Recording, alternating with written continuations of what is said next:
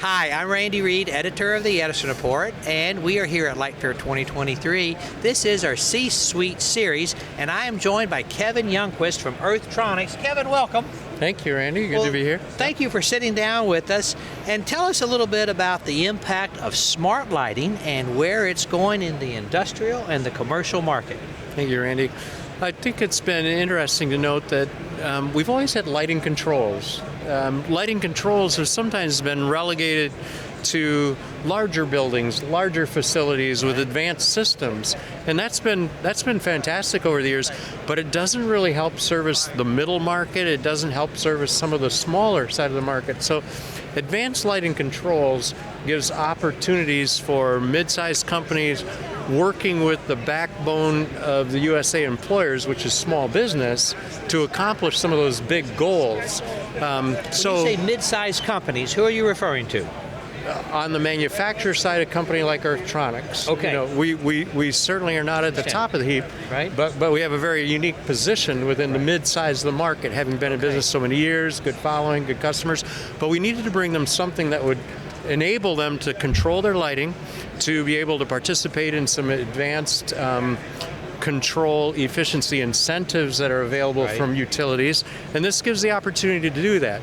So without the complexity of a large installed system in a major building, we're able to bring that to mid-sized business, warehousing, manufacturing, office, education, into a level where they can use it, utilize it to their benefit, and then, as I mentioned, pick up that utility rebate as well. Right, so you mentioned warehousing.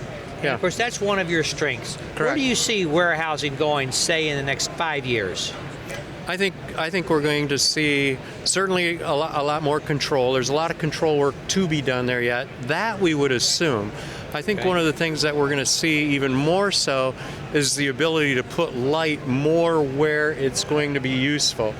In a warehouse situation, we see so many requests for, we don't really do deep design, but we do help with some lighting layouts.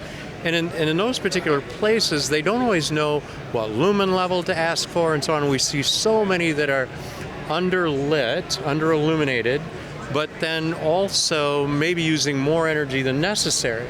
So beyond control, the ability then to have the fixture give the light a better direction, get it where it's actually going to be useful, so that they can read labels in a warehousing situation, so that they can get things accurately pulled and sorted and off on its way together. So using more energy and not having the illumination that they need. That's what's happening now, and that's what we need to get fixed. Right, Yep. right. Yep. All right, let's talk a little bit about maybe some outdoor lighting, parking lot lighting. How do you see that market going over the next few years? So that one's been interesting to watch happen as well. With area lighting, the idea of controlling area lights for to manage the illumination level when there are not people present. Right. We still need security lighting.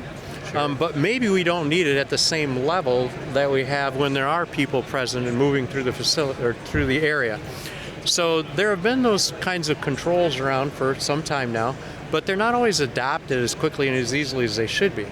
So again, the EarthConnect system that we use even with our area lights allows you to connect those through Bluetooth mesh technology, and then also connect it to the building. So if you have people coming in and out of the building at various rates and various times, the illumination level can be where you want it until they're present, and you can increase that as they're coming out of the building and in the pathway that they'll probably be traveling. So you've mentioned security. Yeah. I see so much crime on the news. Oh. And it appears that our society is in a different state. Right. Does that help your business? With lighting, it sure should. We've long been a supplier to some local hardware stores with simple lighting products, light bulbs, so on and so forth. Those same owner-operators do a lot of site and security lighting, and you're very, very correct. They're looking for something to keep the light on.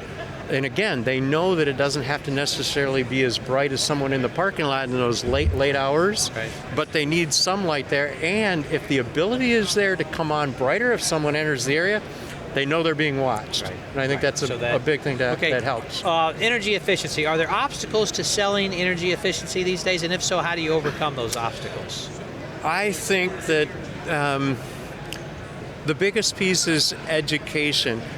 You know, we sell both light bulbs and light fixtures, and it's really interesting how much of the light bulb vocabulary makes its way into fixtures. You know, is that a 60-watt bulb?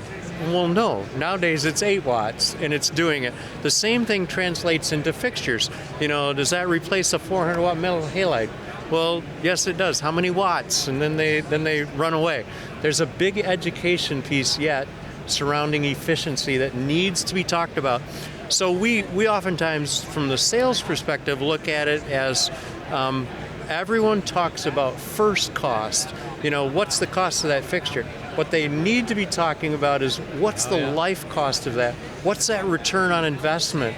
That's where efficiency pays off. That's where they would be surprised how little they would have to spend to have such a great benefit following that. Well, you know, it's interesting. I have a company in a different life called Lumefficient, and we do a lot of hazardous location lighting. And we're replacing lots of 400-watt metal halide, and we can do it easy for 80 and 100 watts. But some people, 150, got to have 150, and they're just way over lighting it. Yeah. So we do see a lot of that. Yeah. Okay, how important is DLC these days? I think DLC still holds a really important place within the industry.